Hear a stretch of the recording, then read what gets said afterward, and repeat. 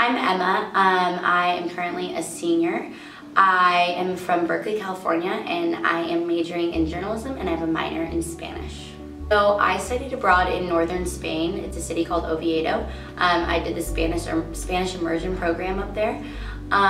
It was basically a 3-month-long program. We took Spanish intensive courses, and I lived with a homestay family that spoke all Spanish. So it was definitely an immersion, but it was also a really amazing experience and really improved my language skills for sure.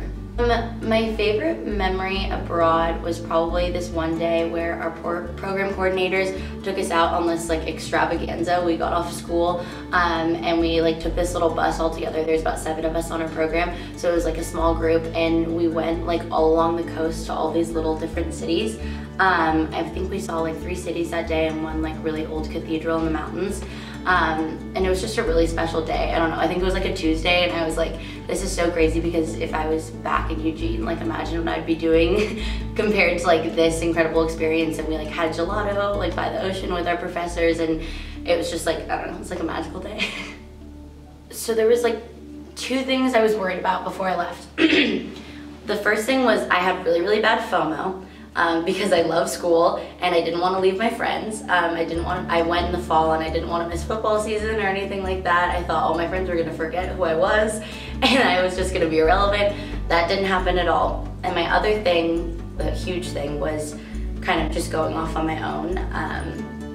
And especially going and doing a homestay. I was really nervous, excited about that.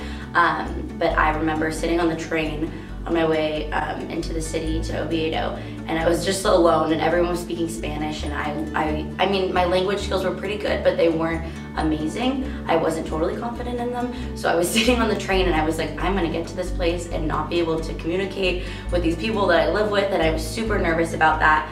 And then the second that I got there, my house mom picked me up from the train station, and she was so warm and so loving, and the second I started speaking Spanish with her, I felt totally comfortable.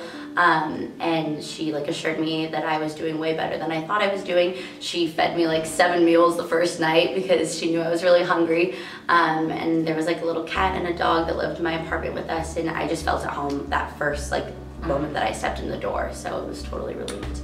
I think the level of independence that I gained while I was abroad is what shocked me the most. I considered myself a really independent person going into it, and then I didn't realize that I had a lot more to grow on my own. I did a lot of traveling by myself while I was abroad, and just getting from point A to point B in a city where you don't speak the language and you're carrying all your belongings on your back is a really overwhelming experience, and you're kind of your brain is always really on, and it's just I don't know, it's you feel really alive all the time, and it goes by so fast, but by the end of it, it's just a whirlwind. And then by the end of it, I was the fact that I could do that by myself, I realized I am much more capable of more things than I thought I was before I went.